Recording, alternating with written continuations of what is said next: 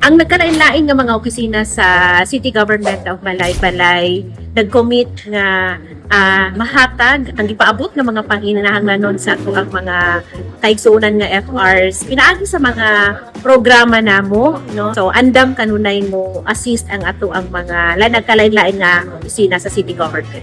Sama sa City Vet, City Agriculture, ang ato ang peso nag-commit na ma-assist ang ato ang mga kaigsuonan nga FRs nga mahatag unsa to ang ilahang livelihood nga kinahanglan base sa ilahang mga skills.